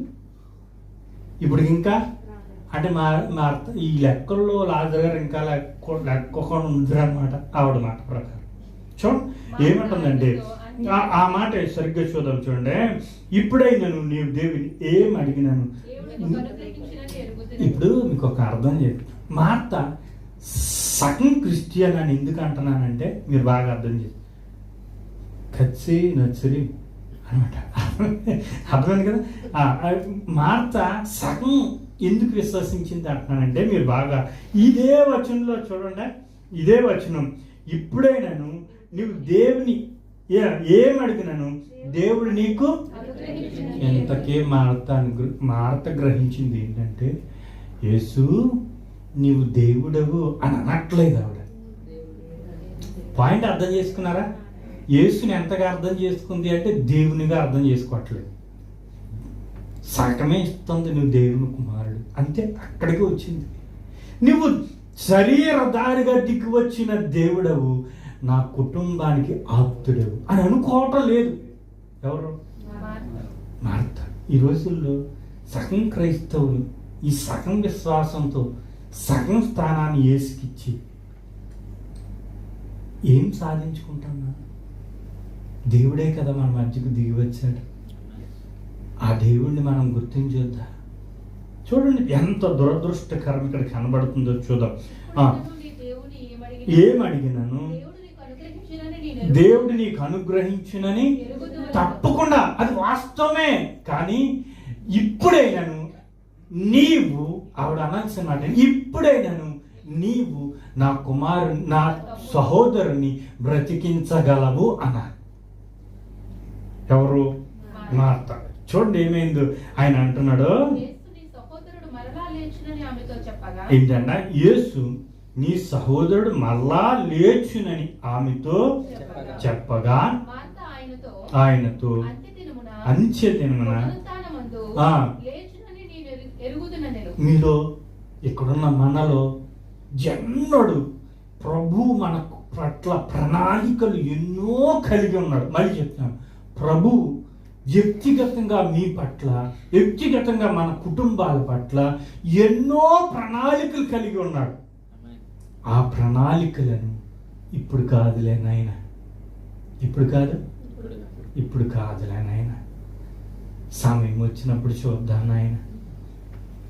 అమ్మా, మీరు రక్షణ పొందాలి, పరిశుద్ధాత్మ రాకడ సమీపంగా ఉంది అంటే ఇంకొంచెం టైం ఉన్నాక నాయన. ఈవిడ అంటుంది ఇప్పుడే యేసు ప్రభు అంటే ఎప్పుడో పునరుత్థానం అంటుందంట. ప్రభు అంటున్నాడు ఇప్పుడే, రైట్ నౌ. మన పట్ల ఎన్నో ప్రణాళికలు ఆయనకున్నాయి. వాటిని పొందుకోవాల్సిన బాధ్యత మనదే. ఒకసారి ఒక 7 సంవత్సరాల క్రితం ఇంటికి వెళ్తే ఒక సహోదరుని పిలిచి అల్లు మేనల్డు అతడు గుప్పెత్తుంటాడు అనమాట. అంటే ఆడి చేతిలో ఇంకా అదే పొగొత్తుంటుంది, సైలెన్సర్ నోట్లో ఉంది. అడిగి కార్లకి అనుకుంటుంది, అడిగి నోట్లో ఉంది సైలెన్సర్. అంటే పొగొత్తానే ఉంటుంది ఆ నోట్లో నుంచి. వెళ్తా వాళ్ళు సరిపోతుంది, నీకు 45 సంవత్సరాలు వచ్చేసి నీ బడికి ఇప్పుడైనా గుడికిరా మా సాతానే భయపడుతుందని చూసి సిగరెట్ అలా పెట్టి నేనే సాతానికి దడపించేస్తాను అన్నాడు. ఆవిడ నేను వచ్చేసి 4 నెలలకి ఒక విషయం ఇంకో తెలిసింది. ఏంటి అని అంటే పారంపాతనికి ముందు అక్కడ కనబడుతున్నాడట. ఎక్కడ ఏమైంది? ఓ దెబ్బ కొట్టుడు, ఓ స్ట్రోక్ వచ్చింది. మీకు అర్థమైందా? ఏం కొట్టాడు? స్ట్రోక్ వచ్చింది. అంటే మనిషి మాట పనిచేయదు. ఇవ్వాల్సింది ఇస్తేనే కానీ, అది కిట్టాల్సింది కిట్టేయాలి. ఇంకొకసారి నీ చేతిలో నీ నోట్లోంచి పొగొచ్చిందంటే ఎందుకని మంచి ముందు పెట్టుకు ఆర్డర్ చేసుకోండి డాక్టర్. దేనికి? పెట్టుకు ఆర్డర్. ఎప్పుడు సీసాకాయ చక్కగా 2 సెల్ ఫోన్లో కనబడుతుంది. ఒకటి చిన్న సీసాకాయ, ఒకటేమో సెల్ ఫోను. చిన్న సీసాకాయ ఈ పక్కనే సెల్ ఫోను, ఈ పక్కన మళ్ళీ వెనకాల ఇంకొక సెల్ ఫోన్ ఉంటుంది. ఏంటది? పెట్టి సైలెన్సర్ పెట్టి పొగ్గొట్టం పెట్టి అలా జేబులన్నీ ఇంటిపోయి ఉంటాయి. ఇప్పుడు నీకు అర్థమైందా? అప్పుడు ఫోన్ చేశాను. ఫోన్ చేసిన తర్వాత అంటున్నాడు వెళ్ళిపోతున్నాను, ఇప్పుడు గుడికి వెళ్ళిపోతున్నాను. సైతాన్ని పట్టాడు మా అన్నాడు. అంతకుముందు నేనే సైతానికి భయపెట్టాడతాను అన్నాడు. అంటే సైతాన్ని పట్టేయాడంటే అప్పుడు ఇలాగ ఉంటాయి. మనిషి చెప్తే దేవుడు చెప్తాడు అని అంటాడు. అంతవరకు రప్పించుకోవద్దు.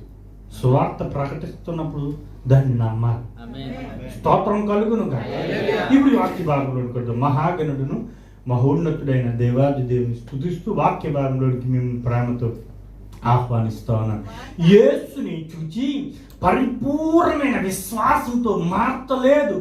యేసు ప్రభువారు పదే పదే ఏం చెప్తా ఉన్నారంటే, మార్త నువ్వెప్పుడు అంటున్నావు కాదు, రైట్ నౌ, ఇప్పుడే. సహోదరి ప్లీజ్ అర్థం చేసుకో, నీ యొక్క సహోదరుడు ఇప్పుడే, ఎప్పుడో దేవుడిని అడగటం కాదు, ఇక్కడే ఉన్నాడు నీ దేవుడు, దాటిపోవాడు కాదు.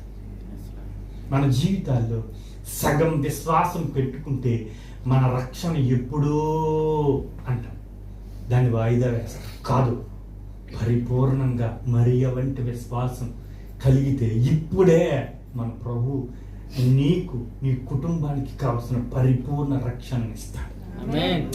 ఎక్కడ మృతి చెందబడి పడి ఉన్నాడో నీ కుటుంబంలో ఉన్న ఏ వ్యక్తి, నీ కుమార్తె, నీ భర్త, నీ భార్య, ఎవరు ఆ చచ్చిన స్థితిలో ఉన్నారు, ప్రభునందు నీ విశ్వాసాన్ని బట్టి ప్రభు తిరిగి లేపబోతాడు.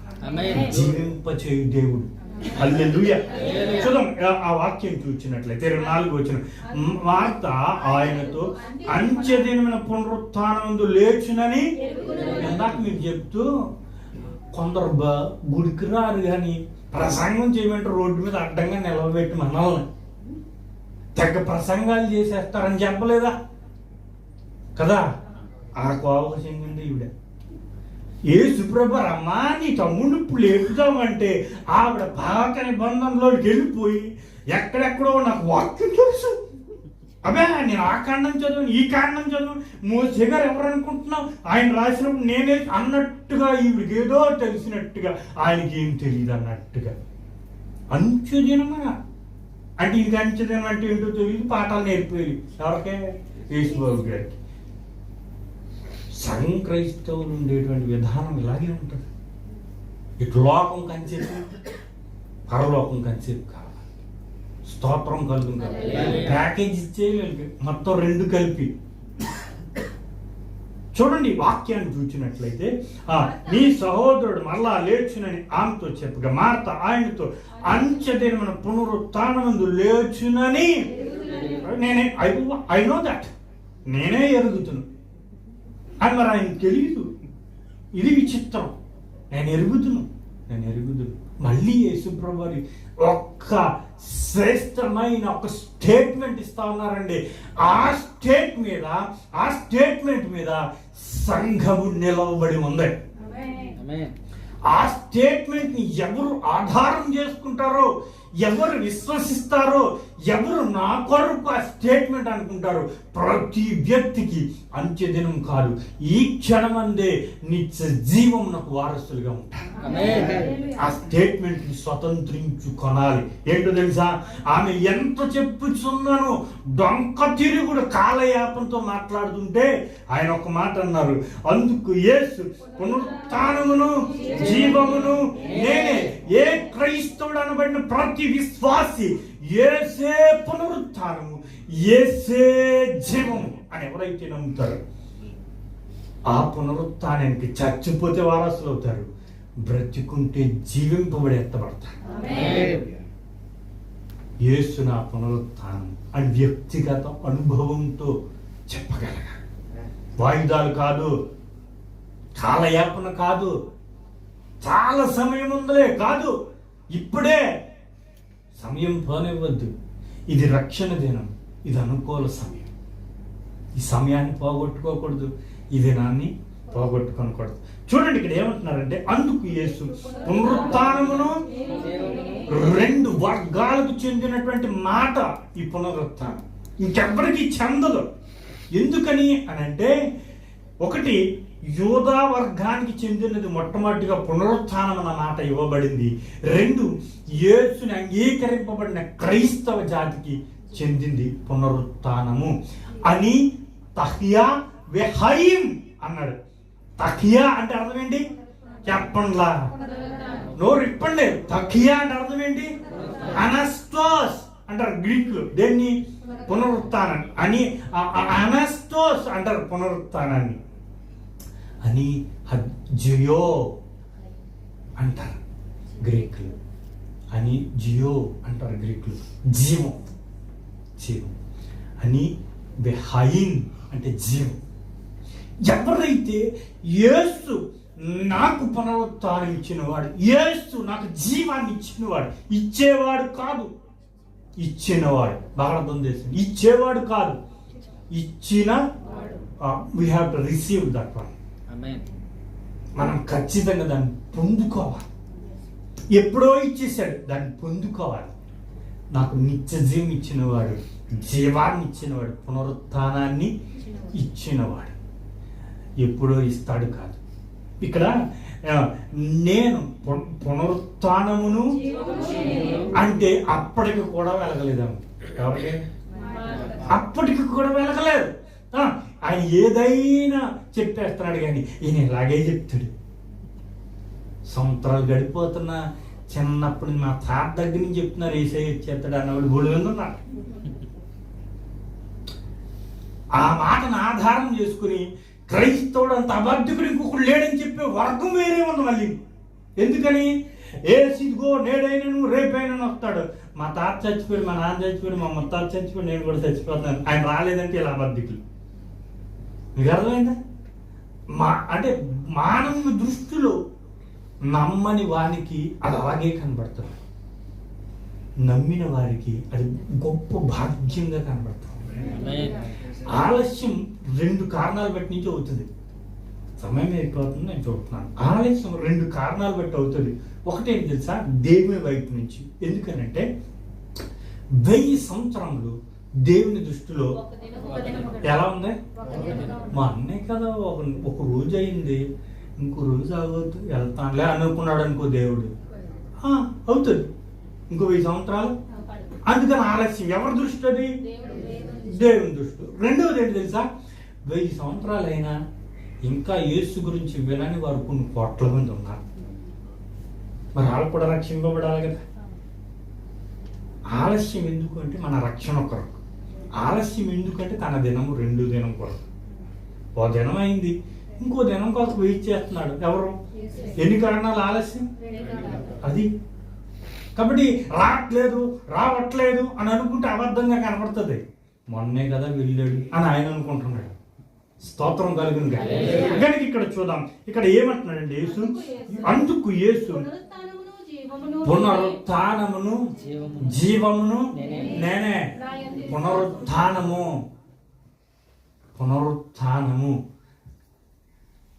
వాస్తవానికి ఈ పునరుత్థానానికి వారసులు మనకంటే ముందు యూదులు. ఈ మాట అర్థం చేసుకోండి. పునరుత్థానం బట్టి మొట్టమొదటి దానియేలు గ్రంథంలో లిఖించబడి ఉంది. పునరుత్థానానికి మొట్టమొదటి వారసులు ఎవరు? యూదులు. తర్వాత యేసును అంగీకరించిన మనం. అన్యులు అనకూడదు మనం. మీకు అర్థమైందా? మనం అన్యులం కాదు. వాళ్ళు యూదులు అనాలి, మనం ధన్యులు అనాలి. మనకు అన్యులు అన్న పదం వర్తింపదు. మనం ఎవరు? ధన్యులం. పునరుత్థానం మందే, మనకే ఇచ్చాడు. వ్యక్తిగతంగా చెప్పాలంటే నాదే. ఎవరు చెప్పగలరు ఈ మాట? ఆయనను అంగీకరించిన వారు కాకపోతే. స్తోత్రం కలుగును గాక. మనం పునరుత్థానాన్ని పొందుకున్న వాళ్ళం. ఆ నెరవేర్పు భవిష్యత్తులో ఉంటది. రెండవది జీవాన్ని కలిగి ఉన్న వాళ్ళం. ఏంటో చెప్పండి? ఎందుకంటే పాపముల చేత అపరాధముల చేత చచ్చి ఉన్న మనలను తన శిలువ ప్రేమ చేత ఆయన మరలా ఏం చేశాడు? బ్రతికించడం అంటే జీవించిన వాళ్ళమేనా? జీవించిన వాళ్ళం. రండి, ఎక్కడికి వచ్చాం? నా యందు విశ్వాసముంచువాడు. ఈ మాట అర్థం చేసుకోండి. నా యందు విశ్వాసముంచువాడు చనిపోయినను. ఈ మాట కొద్ది కన్ఫ్యూజ్ ఉంటది. నా యందు విశ్వాసముంచువాడు చనిపోయినను అంటే దాని అర్థం ఏంటి తెలుసా? ఇక్కడున్న మనమందరం కూడా యేసు యందు విశ్వాసం ఉంచిన వాడు. స్తోత్రం చెల్లించండి, అందరూ చెల్లించండి. మనమందరం యేసు యందు విశ్వాసం ఉంచిన వాళ్ళం. ఈ మాట బాగా అర్థం కావాలంటే తెస్సలోనిక పత్రిక వెళ్తే ప్రభునందు నిద్రించు మృతులు ధన్యులు. మీకు అర్థమైందా? ప్రభునందు మృతునందిన దాన్నే ఈ పదానికి అప్లై చేసుకోవాలి. నా యందు విశ్వాసం ఉంచువాడు చనిపోయినాడు. మీరు అర్థం చేసుకోండి. ఇప్పుడు మన పితరులు ఉన్నారు, మన తల్లిదండ్రులు ఉన్నారు, మన తాతలు ఉన్నారు. ఈ మాటను నా వైపు చూసి ఒక్కసారి మీరు మీ మనస్సును ధ్యానించండి. మన తల్లిదండ్రులు రక్షింపబడి ప్రభుని రుచి చూచి యథార్థత పరిశుద్ధత కలిగి వాళ్ళు ప్రభువులో మృతి చెందారు అనుకుందాం. ఈ మాట అర్థం చేసుకున్నారా? ప్రభునందు. ఆ వాక్యం ఇక్కడ అర్థం చేస్తుంది. నా యందు విశ్వాసం ఉంచువాడు అంటే మన తల్లిదండ్రులు యేసునందు విశ్వాసం ఉంచి ఏం చేశారు? చనిపోయారు. వాళ్ళు ఏం చేస్తారంట? బ్రతుకుతారు. అంటే ఏంటి తెలుసా? పునరుత్థానం ద్వారా బ్రతుకుతారు. మీకు అర్థమైందా? నా యందు విశ్వాసం ఉంచి చనిపోయినను. మనకేంటో తెలుసా? మనం చనిపోతే ఈ పదంలో చనిపోవాలి, ఈ వచనంలో చనిపోవాలి. మన పిలుపు వస్తే ఈ వచనంలోనే మన పిలుపు పిలువబడాలి. మళ్ళీ చెప్తున్నాను, మీ మరణం ఈ వచనంలోనే ఉండాలి. మన తుది శ్వాస ఈ వచనంతోనే ఉండాలి. మన జీవిత చివరి గడియ ఈ వచనంతోనే ముగిసిపోవాలి. ఏంటో చూడండి, అందరూ చూడండి. అందుకు యేసు నా యందు విశ్వాసం ఉంచువాడు. ఇప్పుడు నేను చెప్పాల్సింది ఏం తెలుసా? నేను యేసునందు విశ్వాసం ఉంచి చనిపోయినను నేను బ్రతుకుదును. మన చివరి శ్వాస ఈ వచనంతో ముడిపడి ఉంది. చనిపోయే ముందు సుఖభోగాలు కాదు, యేసునందు మృతి పొందటానికి, విశ్వసించి మృతి పొందటానికి మన జీవిత తుది ఘట్టం సిద్ధం చేసుకోవాలి. మన తుది ఘట్టంలో యేసు అన్న విశ్వాసం కోల్పోయి సొలొమోను వలె దూరం అయిపోయి వ్యసనాలకు లోబడి తప్పిపోతే ప్రభునందు మృతి చెందము. యేసునందు విశ్వాసం ఉంచి చనిపోము. అలాగైతే మనము ఎన్నడూ తిరిగి బ్రతకలేం. మన శరీరాలు ఆ పునరుత్థాన దేహంగా మారవు. ఓకే, మనం చనిపోతే అలా చనిపోవాలి. ఒకవేళ బ్రతికి ఉండగా యేసు మధ్యాకాశానికి రమ్మంటే 2 వేస్ ఉన్నాయి మనకి. చనిపోతే ప్రభువునందు విశ్వాసం చనిపోవాలి. బ్రతికి ఉండి ప్రభు మధ్యాకాశానికి రమ్మంటే నెక్స్ట్ అదే కంటిన్యూ చేయండి. అంటే మనం యేసు ఈ సమయానికి చెందిన వచనం. ఏ సమయానికి? Right now, continuous. ఈ సమయానికి చెందిన వచనం ఇది.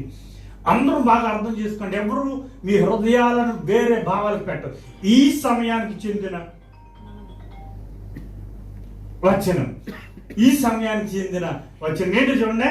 ఈ సమయం ఏంటి అని అంటే, ఈ సమయంలో ప్రభు వచ్చాడానికి ఈ వచనమే నెరవేరుతుంది. బ్రతికి నా యందు ప్రతివాడును. మనం బ్రతికి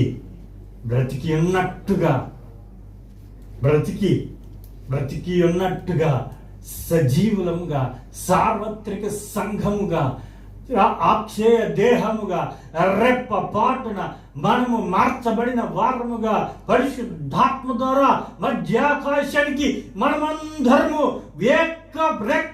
రెప్ప పాటున ఆరోహణమై వెళ్ళిపోతున్నప్పుడు బ్రతికి ఉన్న మనకు కలిగే మాట ఏంటో తెలుసా? ఎన్నటికి చనిపోడు. అడిగి చావలేదు. వాడికి అనకూడదు. ఆ యేసుని కలిగి విశ్వాసం ఉంచిన ఆ పరిశుద్ధునికి, ఎంత శ్రేష్టమైన మాట చూడదు, ఆ పరిశుద్ధునికి మరణము లేదు. మరణం చచ్చిపోతే ప్రభువులో, బ్రతికి ఉంటే ప్రభుతో. చచ్చిపోతే ప్రభువులో, బ్రతికి ఉంటే ప్రభుతో. మరణం లేదు. రెండింటికి ప్రిపేర్ కావాల్సిందే. రెండింటికి ఎన్నడూ ఏ చేదైన వేరు మన జీవితంలో ఉండి అది మనకు ఆ క్వాలిఫై అనబడింది తీసివేస్తుందేమో. నో. దానికోసం ప్రతి దినము, ప్రతి సమయము పరిశుద్ధ వాక్యముతో మనం దాన్ని ఏమంటాము, భూతద్దం వేసుకుని, బైనాక్యులర్ లెన్స్ వేసుకుని శుద్ధి చేసుకోవాలి. ఈ రాత్రి మాట చెప్పుచున్నట్టుగా ఏదో దూరపు కొండ నుంపుగా మాట్లాడుతున్నామేమో. చనిపోతే ప్రభువులో చనిపోదాం, బ్రతికి ఉంటే ప్రభు యొద్దకు వెళ్దాం. చూడండి, చక్కటి మాట అక్కడ అంటున్నాడు, నా యందు విశ్వాసం నుంచి ప్రతివాడు ఎన్నటికీ. ఈ మాట నమ్ముచున్నావా? ఈ రాత్రి మీరు నమ్ముచున్నారా? ఏంటా మాట? నేను చనిపోతే ప్రభువులో, నేను బ్రతికి ఉంటే ప్రభు. ఈ మాట నమ్ముచున్నారా అని మిమ్మల్ని అడుగుతున్నాడు దేవుడు. మీరు చెప్పాల్సిన మాట ఏంటిదా? ఈ ప్రభువా నేను నమ్ముచున్నానని చెప్పాలి. చెప్పండి ఆ మాట. ప్రభువా నేను నమ్ముచున్నాను. ఆ మాట తీరాల్సిందే. లేకపోతే మన జీవిత అంతము నరకానికి పెద్ద గేట్ వేసి ఉంటుంది. రొమ్ము, కొమ్ము, పొమ్ము, అది ఆపచ్చు. రొమ్ము, కొమ్ము, కొమ్ము అంటది. ఏంటది? నరకానికి మెయిన్ గేట్. కనుక ఒక మాట ఒక్క 2 నిమిషాలు ముగించేసుకున్నాం. 27వ అవును ప్రభువా, నీవు లోకమునకు రావాల్సిన దేవుని కుమారుడువైన క్రీస్తువని నమ్ముచున్నాను. ఎంత చెప్పినా సరే మళ్ళీ ఇంకో సోది మొదలెట్టింది. ఎంత చెప్పు అట్లా మారరు. అదే మారరు. ఇంకొక నిమిషం ఆయన అంటారు ప్రకటనగా ఉందా మిగిలిపోయింది. చంపేస్తారు వాళ్ళు, గుడికి రారు మళ్ళీ. అబ్బే ఆవిడ ఎంత చెప్పినా సరే అస్సలు నువ్వు దేవుడు రావాల్సిన చక్కటి మాట, లోకమునకు రావాల్సిన దేవుని కుమారుడు ఆయన క్రీస్తువని, ఆయన క్రీస్తువని నమ్ముతుంది. ఎక్కడో దూరం ఎట్టేసింది. ఎక్కడ 1000 సంవత్సరాల దూరం పంపేసింది. ఇక్కడ రాలేదు ఆయన అంటే 2000 సంవత్సరాలు దాటేసింది. ఆవిడ ఎక్కడో కాలం గడిపేసి ఇంతకీ యేసు ప్రభు వారు ఏదైనా ఇటువంటి మాట అన్నారనుకో, ఆయన కాంప్లిమెంట్ ఎంత గొప్పగా ఉంటుందో. మత్తయి సువార్త 16:16 తీకండే పేతురు మీరు ఏమనుకుంటున్నారయ్యా అంటాడు కదా. అక్కడ చాలా శ్రేష్టమైన మాట, బ్యూటిఫుల్ వర్డ్ ఉంటుంది. 16 అందుకు సీమోను పేతురు నీవు సజీవుడైన దేవుని కుమారుడైన క్రీస్తు అనగానే ద బెస్ట్ కాంప్లిమెంట్ ఇస్తున్నాడు. తండ్రి దేవుడు నీకు బయలు పరిస్థితి అనగానే మరి ఈవిడ దగ్గర అనాలి కదా ఆ మాట. ఎవరి దగ్గర వచ్చిన చూడండి, మార్త దగ్గర అనాలి కదా. నువ్వు లోకంలోకి రావాల్సిన దేవుని కుమారుడైన క్రీస్తు అనగా నీకు దేవుడు బయలు పరిస్థితి అని కానీ అనాలి కదా. అట్లా ఎందుకని ఎంత చెప్పినా అందుకే సగం లోకం సగం పరలోకం. ఆవిడ జీవితం సగం లోకం సగం పరలోకం. చక్కటి మాట చూడండి ఏమంటుందంటే, ఈ మాట చెప్తే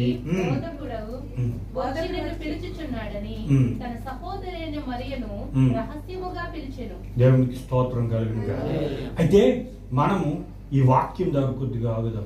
ఏంటి అంటే ఆమె అవును ప్రభువా, నీవు లోకంకు రావాల్సిన దేవుని కుమారుడు అని క్రీస్తు అని నమ్ముచున్నా.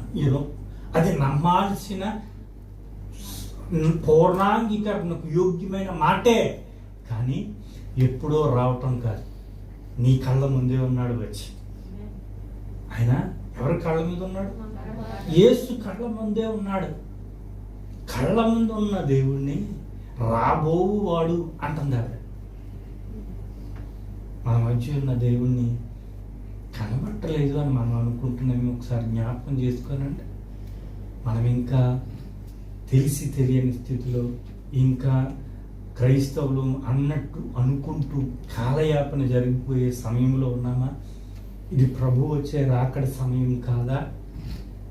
ప్రభు మన కొరకు సమస్తమైనటువంటి ఆయన చెప్పిన సూచనలు జరుగుతున్న దినాలు కాదా? కళ్ళు మూసుకుని ప్రియుల మీ హృదయాలను కాలయాపన వైపునకు నడిపించొద్దు. మీ సమయాన్ని వ్యర్థపరచవద్దు. ఈ రాత్రి ప్రభు మాట్లాడాడు నీతో.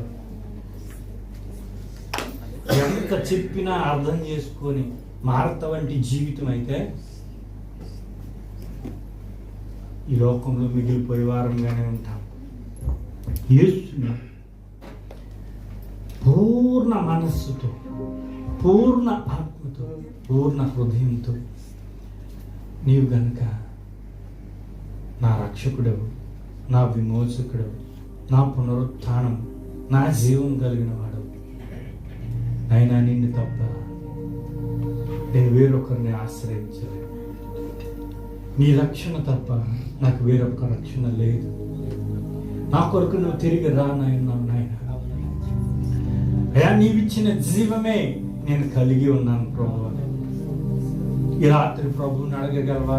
స్వరం ఎత్తి, ప్రభు నువ్వు నాకు ఇచ్చిన పునరుత్థానమే. ఒకవేళ నేను చనిపోతే నాయన నేను లేపబడతాను, పరిశుద్ధులతో లేపబడతాను. ప్రభా, నీవిచ్చిన జీవాన్ని బట్టి సజీవుడనే నీ వద్దకు నేను రాగలుగుతాను. నా కుటుంబాన్ని జ్ఞాపకం చేసుకునండి. నా కుటుంబం, నా బిడ్డలు, వాళ్ళు ఎక్కడ తిరుగుతున్నారు, ఏ స్థితిలో ఉన్నారు అయినా నా కుటుంబం కొరకు ఈ రాత్రి నేను నూతనంగా మొదలు పెడుతున్నాను. లాజరు చనిపోయి 4 దినములు అయింది. ప్రభు మాట్లాడుతున్నాడు, బ్రతుకుతాడు నీ సహోదరుడు ఇప్పుడే అంటే. యేసు ఎన్నో విషయాలు నీతో మాట్లాడుతున్నాడు. ఇప్పుడే ఇప్పుడే ఇప్పుడే ప్రభు, ఇప్పుడే నా హృదయాన్ని నీకు ఇస్తా ఉన్నా, నా చెవులను నీ మాటల వైపు నేను అర్పిస్తా ఉన్నాను. లార్డ్, నిన్ను నా ప్రభువుగా నేను అంగీకరిస్తా ఉన్నాను. అందరూ స్వరాన్ని ఎత్తండి. ప్రభా, నా బిడ్డలు నీ పాదాల దగ్గర నేను తోడుకుని వస్తాను. అందరూ స్వరాన్ని ఎత్తండి. ప్రభా, నా కుటుంబం నీ పాదాల చెంత ఉండాలని ఆశపడతాను. నా కుటుంబాన్ని ఎత్తబడే కుటుంబంలో యోగ్యులుగా చేయమని బ్రతుకున్నాడు. ఇక సమయం లేదు నాయన, ఇక చాలు నాయన. నేను చెప్తే వినరు. మీరు మాట్లాడండి ప్రభా, మీరు మాట్లాడండి ప్రభు. నేను ముగిస్తా ఉన్నాను, మీరు మాట్లాడాలి ప్రభు. నేను ముగిస్తా ఉన్నాను, మీరు స్వరం ఎత్తాలి ప్రభు. మీరు స్వరం ఎత్తాలి. మహోన్నతుడ, స్తుతులకు పాత్రుడ, నీ పరిశుద్ధ నామానికి స్తుతులు చెల్లిస్తా ఉన్నాను నాయన. ఈ రాత్రి మా అత్తతో సంభాషణ, ఆ గ్రీక్ ఆర్థోడాక్స్ చర్చ్ ఉన్న చోటున జరిగిన సంభాషణను ధ్యానించాను. కొందరు నిన్ను కొద్ది పరిమితానికే ఉంచుతా ఉన్నారు ప్రభు. ఆ కోవలో ఎవరు ఉండటానికి కృపద ఇచ్చి, నువ్వు సర్వాంతర్యామి, నువ్వు సర్వ సృష్టికర్త, నువ్వు సర్వం నెరిగిన వాడు, నీకు అసాధ్యమైనది ఏది లేదు. నీ మాట, నీ చూపు, నీ క్రియ సమస్తము మాయల జరుగుతున్నది. ఇది ఈ రాత్రి వినిచున్న ప్రతి బిడ్డ కుటుంబంలో అతి గొప్ప కార్యాన్ని, ఏ ఓదార్పు పొందని స్థితిలో ఉన్నారు, ఏ అసంతృప్తి జీవితంలో ఉన్నారు, నువ్వు వారి కొరకే వస్తున్నావు, వారి కొరకే వస్తున్నావు, వారి కొరకే వచ్చావు అనేటువంటి గొప్ప ఆదరణతో నింపుమని బ్రతిమలాడుతున్నాను. వినిన ప్రతి బిడ్డ నీరు కట్టి ఫలింపచేయమని, నాకు ఇచ్చినటువంటి అవకాశాన్ని బట్టి, నీ వాక్కును బట్టి, నీ ఆత్మను బట్టి స్తుతిస్తూ నీ నామాన్ని గొప్ప చేస్తూ ప్రాణపడనేస్తున్నామని అడుగుచున్నాం పరమ తండ్రి. సమస్త జ్ఞానం నుంచి దేవుని సమాధానం యేసు క్రీస్తు వారి హృదయంలో తాలింపులకు కావాలని నడిపించును గాక. ఆమేన్. ఆమేన్. ఆమేన్. అందరికీ వందనాలు.